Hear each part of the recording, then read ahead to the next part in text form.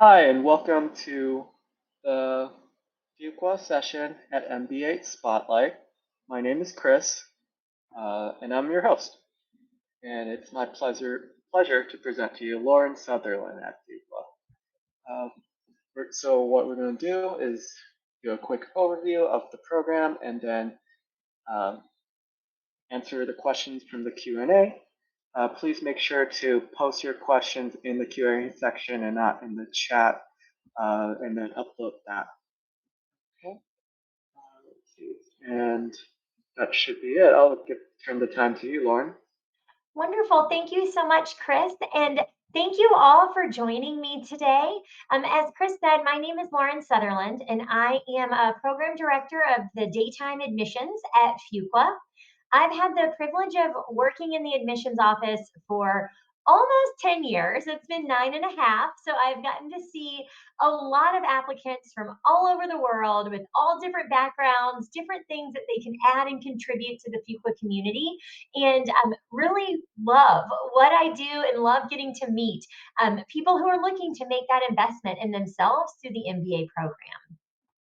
So, as Chris mentioned, we will do just a brief overview of our daytime MBA program. I'll mention we also have about 10 other degree options through fuqua that you can pursue if the full-time 2-year program is not something that you're interested in. But today's session will focus primarily on our daytime program, and I will aim to leave as much time for questions as possible so that we can really tailor the knowledge that you're getting for what you need and make sure that it's not too repetitive for you.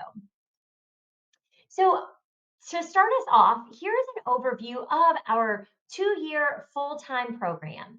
You will have a core curriculum with 14 required classes, and then you have over 100 electives to choose from to round out the remainder of your course selection at fuqua. As all MBA programs do, we have dedicated career resources through our Career Management Center and then also through our professional clubs, both of which are critical as you are looking to go through the recruiting process and either enhance or change your career path. In addition to those professional clubs, we also hope that you will join one of our affinity or activity clubs. Actually, you should join more than one, maybe two or three. We love when students tie in something that is important to them from before the MBA. So, whether that is an identity like joining our Association of Women in Business or our Fuqua Pride organization, if it's finding the International Affinity Club that fits your background the best. That's a great way to make the program feel a little bit smaller amidst the 400 or so classmates that you'll be with. It's also really important to do something outside of recruiting and outside of studying, and that's where our activity clubs come in. So, whether that is through food or beverage, if it's through sports, if it's through arts, entertainment, there is truly a club for everyone. And if you don't see something that really fits the bill for what you're looking for in these 2 years, you can always start your own club. We often get asked about our STEM designation with the MBA program, and at fuqua, the entire MBA is STEM designated. You do not have to take a prescribed set of courses. Our core curriculum is enough to earn that STEM designation, so you're able to pursue any concentrations or certificates that are of interest to you. And you can pursue up to two certificates or concentrations during your time at fuqua and still have some electives left over to use purely for interest. Here's a snapshot of our daytime MBA class of 2026. It is our largest class since my first year at fuqua. So it's exciting to see the number of students that are in the building. It's also the first year that we achieved slightly above gender parity for women in business. So we're really excited about that accomplishment and about how that is going to shape the future of business coming out of fuqua.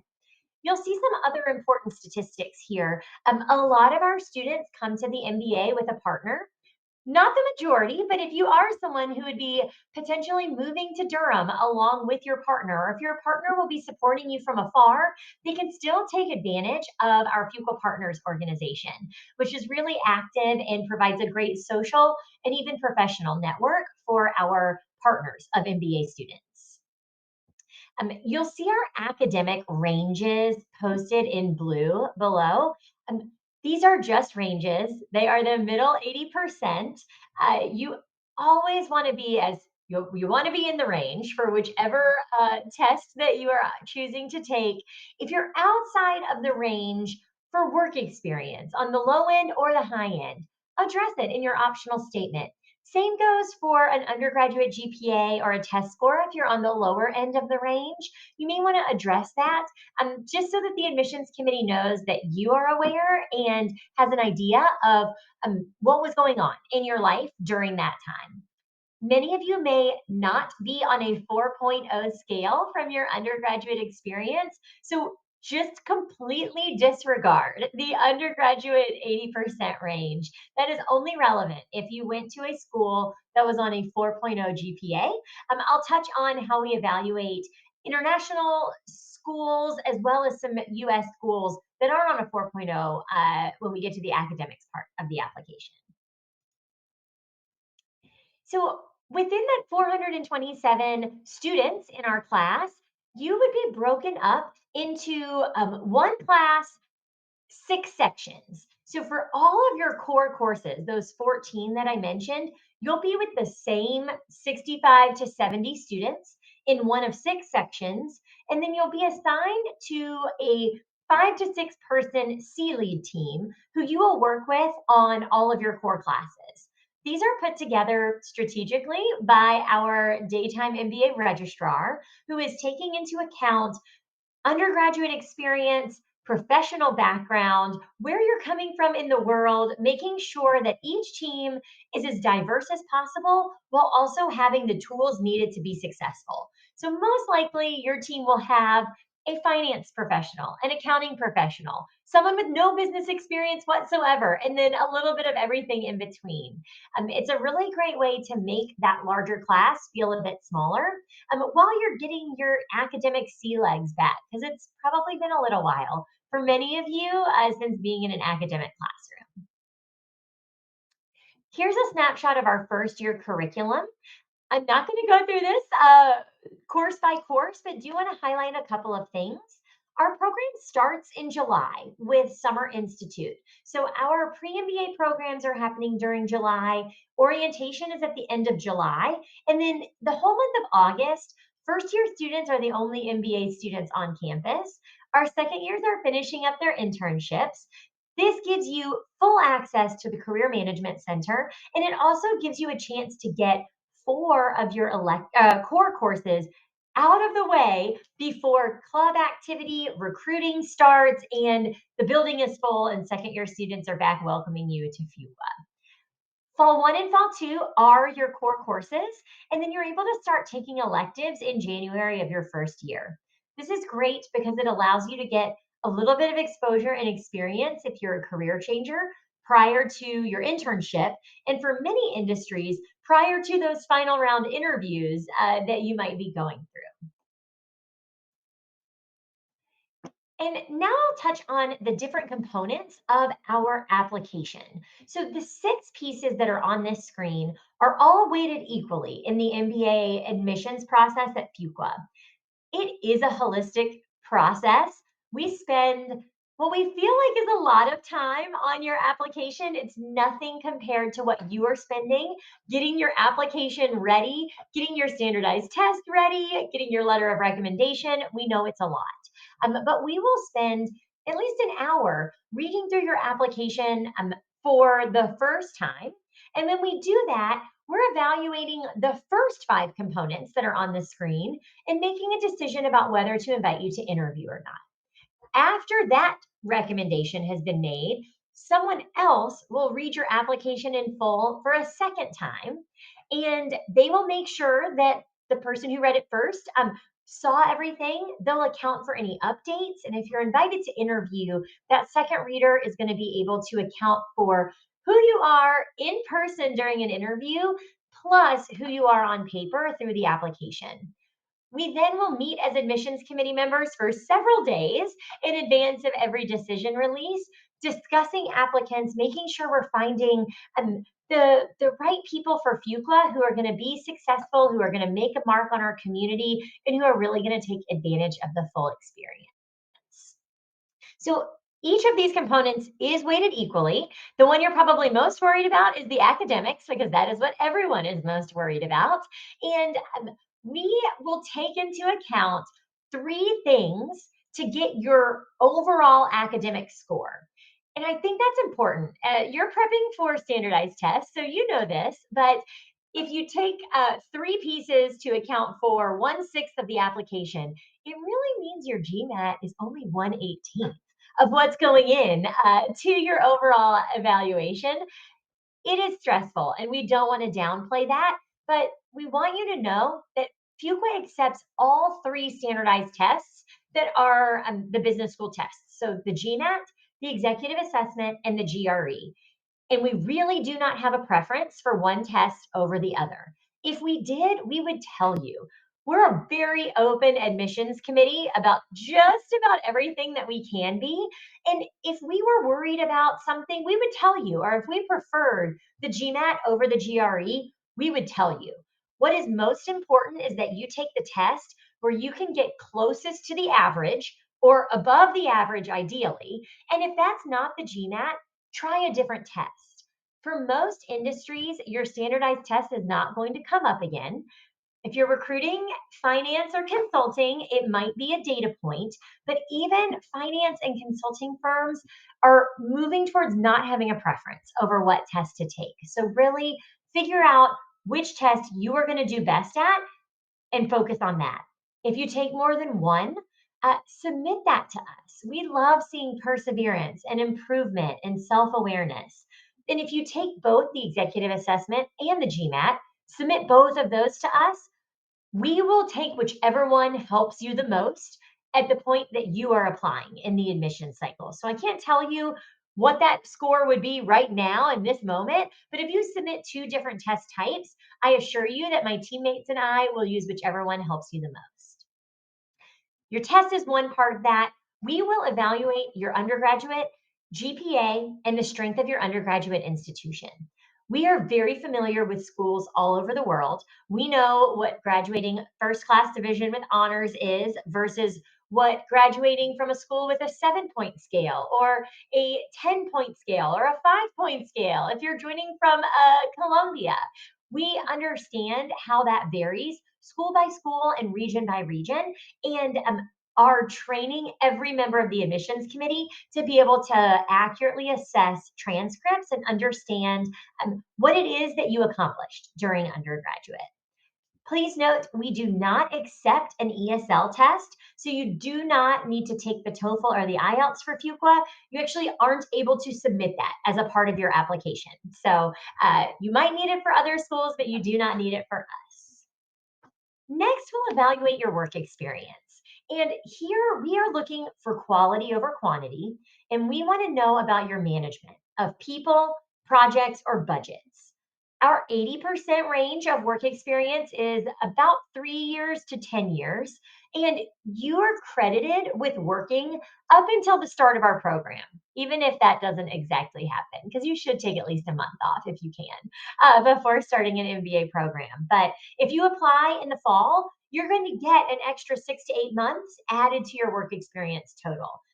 We want you to come in with some work experience because you're going to have more to add to the classroom and to the recruiting discussion and like what is actually happening. Every year, we usually have one student who doesn't have postgraduate work experience, and often they're coming from a dual degree program like medicine or law. You really should have some post undergraduate work experience, even if it's less than that three that was our 80% range. Fuqua is a bit unique in that that third element on your screen is leadership and community involvement. We value what you do outside of your paid work just as much as we value that paid work and your academic background. So tell us about clubs and organizations you are a part of in undergraduate and now, volunteer initiatives, especially things that you can show commitment over a course of time. One time volunteer efforts are good, but you only have space for 8 things. So if you have to choose, think about how you can show longevity of commitment to your community and ways that you can show us you will be involved in more than just classroom discussions at fuqua. For our essays, this is our favorite part of the application. We have a short answer question about your short-term goals and then your plan B or your alternate career path, not your long-term goals. That's the biggest mistake that I see in essays is someone not answering the short answer question fully or correctly. I saw that was a question in the Q&A like right off the bat, so be sure you're following the directions and you're actually answering the questions. Then we get into the piece that is my favorite part of the application, our 25 random things essay. We want to know who you are personally, not professionally. We don't want to see a rehashing of your resume or of other things in the application. Admissions committee members don't conduct interviews most of the time. So, our way of getting to know you is through your 25 things. Talk about your childhood, talk about your interests. Make sure it's not just a list with everything starting with I do this, I like that, I am this. If it looks boring, it's probably pretty boring to us. So have other people read it. Make sure it sounds like you. You can include pictures, you can include links, you can really make this show your personality and not just the things that we can pull a report on, like your years of work experience or your test scores. Lastly, for the essays is our second long form essay, which is about how you're going to contribute to the fuqua community. We ask for 3 specific ways outside of the classroom that you are going to be an active and engaged member at fuqua. This is where you should be looking at our student blog, following fuqua on Instagram, figuring out ways to see what the student experience is like, and then to talk about how you will be involved and how you'll enhance that. The next component is our letter of recommendation. We only allow one letter to be submitted. It needs to be the common letter of recommendation through GMAC, and ideally, it should be from a supervisor, either current or past. If you're in an industry where that doesn't make sense, we give you some space to explain why you don't have a supervisor. If you are an entrepreneur, you work for a family business, we recognize that might not be possible. We also know you may not have told your supervisor about your MBA plans yet. So if that's the case, a skip level supervisor, a former supervisor would be great. Maybe even a client if you're in a role where that makes sense. So if it's not a supervisor, just use the short answer question that we have in the recommendation section to explain why. And then lastly, if you're invited to interview, which I hope that you are, and all of our interviews are by invitation only, you will interview with a second year student or with one of our alumni interviewers. It will be conversational. It will probably be between 45 minutes and an hour. And your interviewer is looking for your teamwork, your leadership, your communication skills, and your sincere interest in fuqua. If you can practice one thing before an interview, make sure that you know why you want a fuqua MBA and not just an MBA in general, and you will wow our interviewers. Here are our upcoming application deadline dates. From here on out, we're looking at rounds 2, 3, and 4. And if you are an international applicant, we encourage you to apply no later than round 3. And if you're a future applicant for next year or even the year after that, these timelines don't vary much year over year. Our early action decisions will always be in September. Round 1 will always be late September to early October. Round 2 will be January, and so on. So, this should give you a pretty good idea of when you need to be ready to hit submit.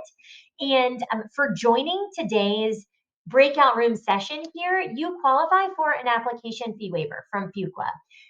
It needs to be in the year that you attend an event. And so if you're planning to apply in a future year, come to another virtual event. But we don't want you to have to pay to submit the application if you've taken the time to engage with us. Here is our daytime MBA admissions team. When you join one of our virtual events or email our office or see us on the road, you might hear from any of the people that are showcased on our screen. We also have a diversity team, and so you may hear from them. And all the members of the fuqua admissions team are excited to get to know you, whether that is through sessions like this or through your application. All right, here's how you can stay connected to us. Feel free to email. If you email us, like I said, you might hear from any member of our team that was on that slide. We hope to see you at other events as you're getting your application ready. And then it's pretty old school, but if you have an immediate question, you can always pick up the phone and call us. That is actually the fastest way to get an answer. Sometimes it takes us a little bit of time to get back via email, but if you're willing to make a phone call, you'll get an answer same day, probably within 5 minutes. All right, Christopher, that's the end of my presentation. So I'm happy to start fielding some questions. Yeah. Thanks, Lauren. I'm going to start with some questions. Just a reminder for everyone, please put that in the Q&A section. That way it could be upvoted, and I'll be asking your questions. Okay. So our first question, Lauren, is from Jose. Yeah. He's asking, what percent of students receive scholarships, and what would be largest and smallest scholarships offered? Great question. I'll answer the second part of that first because that's the easiest one. Our scholarships range from $5,000 up to the full cost of tuition. We give merit based scholarships from the merits in your application. There's no separate application for scholarship at fuqua.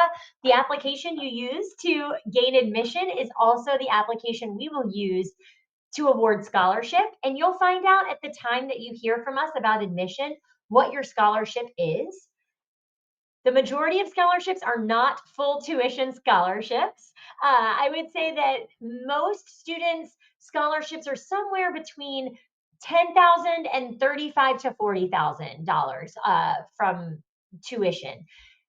In terms of the percentage of students who receive scholarships, that varies a lot year to year, but it is always more students receiving scholarships than not.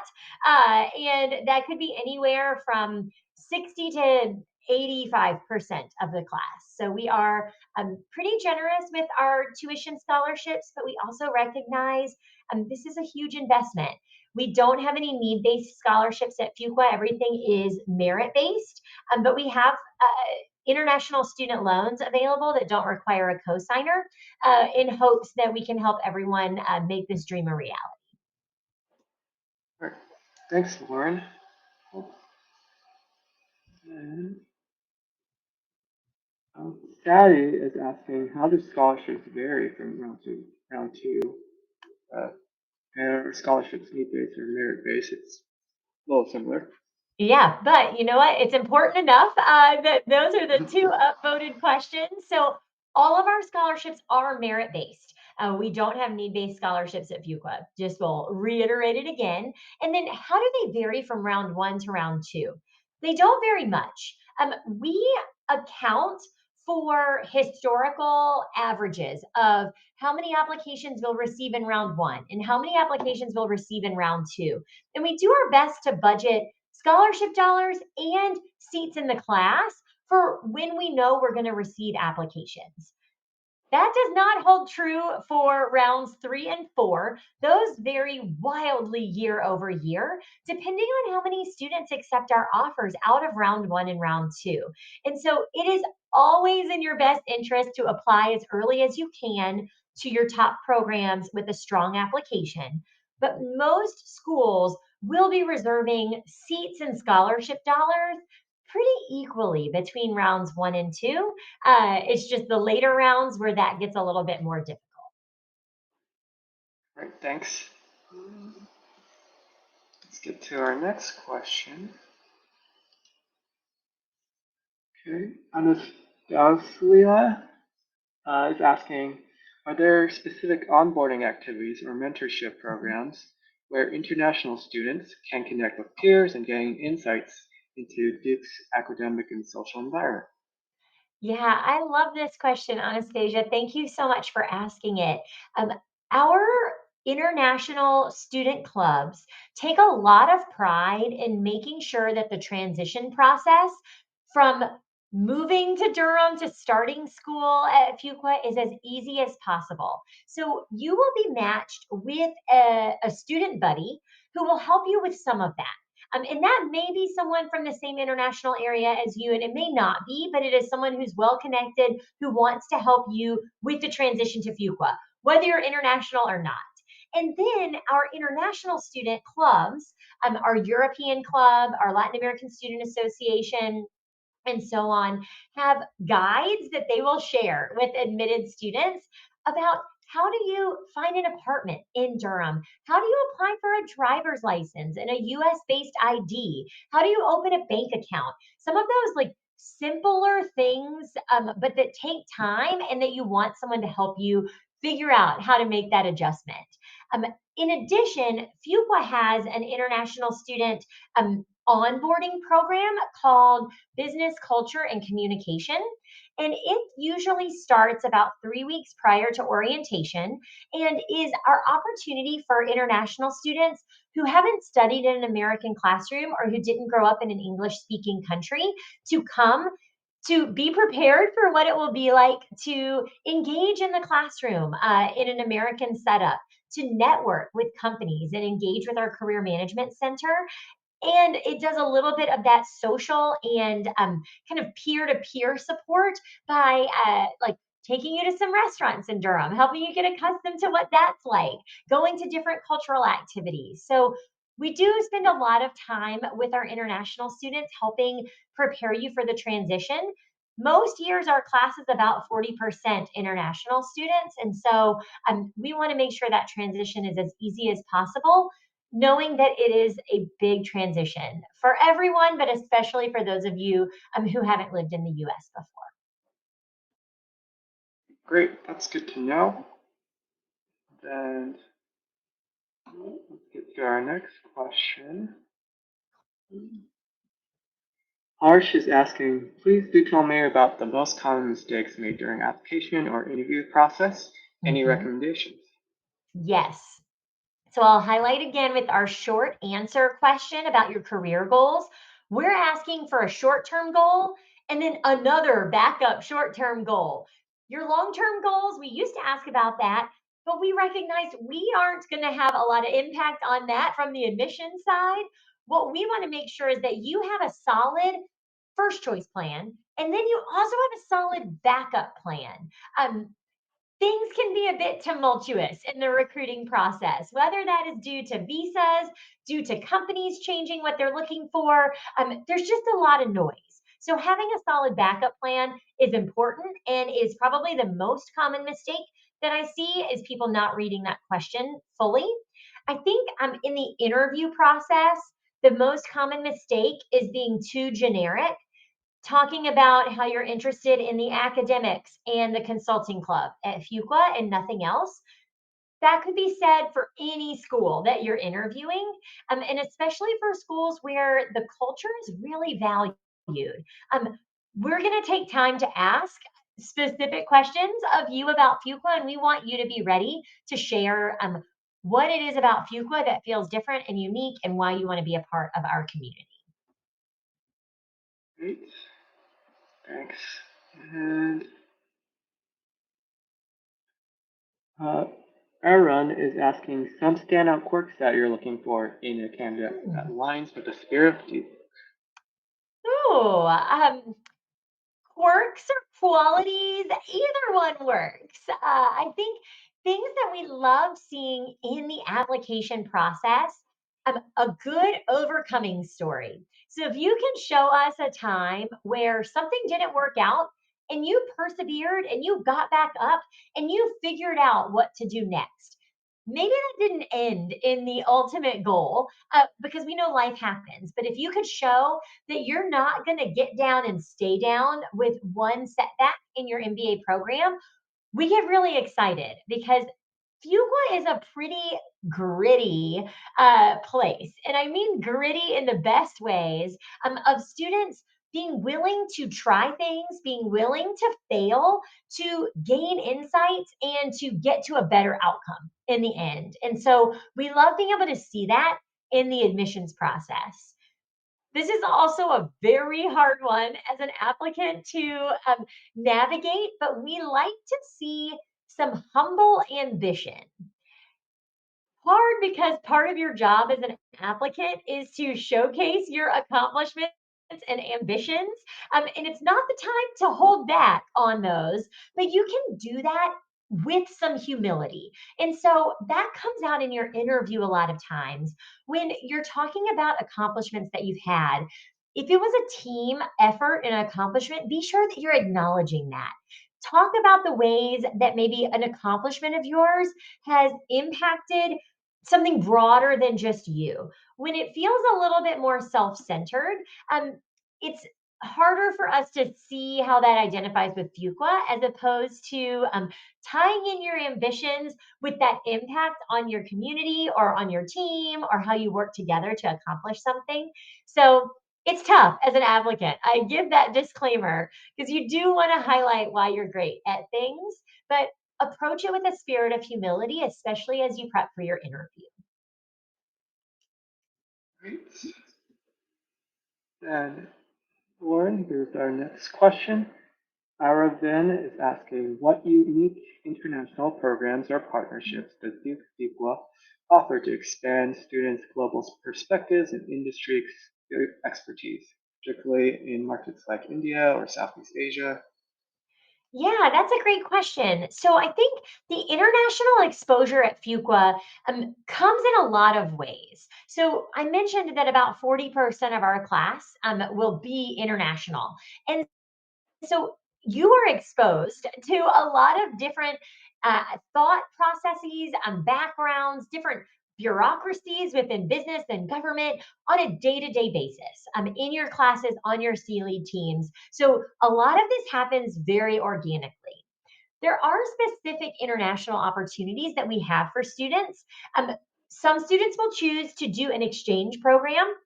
We have over 40 partner universities around the world where you can do a tuition exchange and go and study either for as short as a week or as long as 12 weeks, a full semester, during your second year. So that is one way that students can get an international experience, especially if they didn't get to study abroad in undergraduate. We also have opportunities through some of our experiential learning programs. We have a global academic travel experience that's called GATE, and you study an area of the world for 6 weeks with a faculty mentor, and you learn about culture, about business culture, about government, socioeconomic impacts of an area, and then you actually go and travel to that area for 2 weeks, either over spring break or at the end of spring too. This past year, our two gate trips were to South Africa and to Scandinavia. South Africa was focused on business communications, and then Scandinavia was focused on climate change. Each year, those vary a little bit, but it's a really great opportunity for students to be able to travel to a place that they are not familiar with, meet with alumni and business leaders, sometimes government leaders, depending on where we're going, and have an immersive experience that counts for course credit. Okay, great. Thanks, Lauren. And then here's our next question. Sakruti is asking, how does a student from a humanities background with no quant courses and non-traditional work experience fare with GMAT only? Oh, that's a great question. If you do well on the GMAT and on the quant section, then you fare just fine.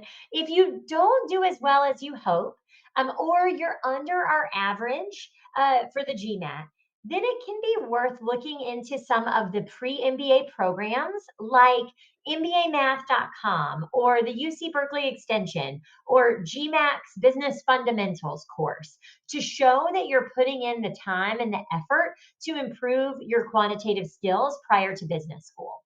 I think so. That's how you fare in the admissions process. I think it's also bigger about how do you fare as a student if you don't have a quant background and are really like trying to figure out business while also figuring out accounting and finance. And it is hard. No one should tell you that it's going to be easy. Accounting is its own language. And if you've never experienced that, you're going to have to work really hard at it. But there are programs at most schools. There's definitely programs at fuqua to help you get ready for that. We have an accounting boot camp that happens after our summer term, but before fall one begins, that anyone who is not an accountant and wasn't an accounting major should take. It helps you get some of the working vocabulary with accounting so that when you're in one of those 6 week classes, you don't figure out halfway through it that accounting is really difficult and hard for you. So take advantage of the course offerings that schools have to make sure that you're ready because it is going to be a lot in your first semester of business school. It's a very quantitative heavy course load and recruiting is starting up and it's just a lot of different things. So the more you can do ahead of time, the better prepared you'll be. Take an online stats class through Coursera, do MBA math, like just get that working knowledge so that it's not as overwhelming after you get admitted. Great, thanks. Okay, and then we have this next question. Okay, Frank Shat is asking, does having higher work experience, about 8 to 9 years, will affect admissions Mhm. at the 2 year program? Great question. Um, it can, but so can having 4 or 5 years of work experience. And I think if you're on the higher end of work, you need to be very explicit about why a daytime MBA program is right for you and how you're going to use the resources at fuqua to get to your career goals. So if you have 8 or 9 years of work experience, one thing that our career management center is going to want us as an admissions office to really look for is are your goals realistic? Are you going to be pleased with the outcome of recruiting from a daytime MBA program? If you're already at a level that our daytime MBA students are recruiting at, you probably won't be pleased. Now, if you want to make a big career change, whether that's changing industries or doing a big functional pivot, then you have a really good reason why you need a daytime MBA, why you need that internship in between your first and second year, and how you're going to use the professional clubs and resources to help you get there. So that might need to be through an optional statement. We don't give you a lot of space in the application to like tell us more about your work experience and why you need an MBA. So use the optional statement if you do. But our range is 3 to 10 years for a reason. And a lot of our international applicants are coming with more work experience. And that is something that is really understood by recruiters and by our career management center. Okay, thanks, Lauren. And then Priyesh is asking, is a candidate with 3 years undergraduate degree from India with Mhm. 5 years of experience eligible for the MBA application? Yeah, and going out even more broadly, we know a lot of undergraduate degrees from India are 3 years.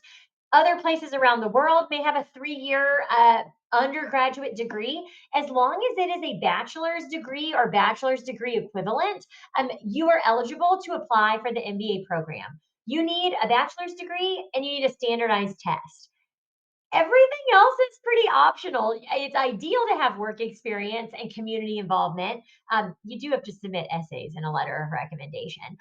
But really, like those bare minimum standards for applying for the MBA are the standardized test, an undergraduate degree, and like submitting the required materials. So, yes, absolutely. Great, thanks, Lauren. And let's see. Track Rash is Mhm. asking, is the AWA part in the GRE important in the application? As I know, GMAT already removed the AWA section, but in the GRE it's still there. Mhm. Yeah, another good question. So when we look at your standardized test scores, first thing we're looking at is your composite score. So what is your best overall score that you have obtained in one test sitting? Then we look at the verbal and the quant score breakdowns. We don't super score, but we do want to see like if your quant was low on one test and then it was high on the next, clearly you've studied and you practiced that. And it's okay if your verbal went down a little bit because you weren't putting as much emphasis on it. Um, we do not score the AWA, but if you were to, or like the writing component of a standardized test, but if you get a 0 or a 1 because you left it blank, that looks lazy and that is not a quality that we want in our MBA students. So don't prep for it as much as you prep for the verbal and the quant because it really is your overall composite score that matters, then your quant, then your verbal, and then everything else is much, much lower. We just don't want to see an outlier like you leaving it blank. Great. And then we're at Fort Hill. We have a hard stop. Okay, So want to try one more question? great. Okay. So Tanisha is asking, what are classes like? Case study days, lecture days, teamwork days? What are the peers like? Yeah. Good question to end on. Courses at fuqua are, we don't subscribe to one method of instruction. So professors are able to use lecture when they need. They can use experiential learning when they need to. They can use cases when they want to. Um, we believe that some things you need a lecture for in order to obtain the skills at first. Others are great for the case method. So there's a lot of autonomy that our faculty have in making sure they can deliver instruction in the way that makes sense for the topic area. All of our classes are going to be teamwork based, especially all of your core classes, where almost every project, with the exception of exams, will be team assignments. At the beginning of the year, when you're assigned to your C lead team, we also work with you on establishing a team charter on making sure everyone understands what their teammates' goals are for the MBA. And sometimes someone's goal is to get perfect marks in every class. Often, team members' goals are to do well in classes, but they're okay if they don't receive perfect marks because they are going to focus on recruiting or they're going to focus on club involvement. And that's okay. So you talk about that ahead of time to make sure your team is all kind of working in the same direction and understands what's important to one another. But there will be a lot of team assignments. And then what are the peers like? I think this kind of gets at what is the culture like at fuqua. And typically there are a few things, some of them are repeated that I've said, but students at fuqua are genuinely happy people. Not fakey happy, but people who are going to make the most out of situations and look for the good in anything that's going on. They are humble but ambitious, which we touched on a lot. And then they are a group of persevering students. They demonstrate that grit.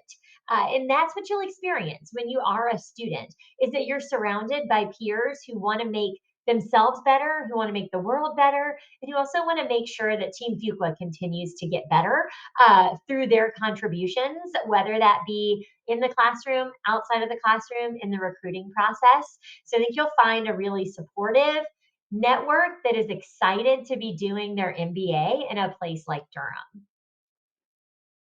Okay, thank you so much, Lauren, and thank you everyone for joining. So that's our session for today, and we'll look at that contact information. Lauren, I'm sure you'll be happy if they reach out. Absolutely. And Chris, thank you for moderating and everyone joining. Don't forget, you qualify for an application fee waiver for attending today's session. Just access that information in your fuqua application. Don't submit with payment. We can't offer refunds, but if you fill it out correctly, you won't be prompted to submit payment when you go to hit submit on your application. And if you encounter difficulties, please let our team know. Okay. Thank you, everyone, and have a great day. Bye. Bye, everyone.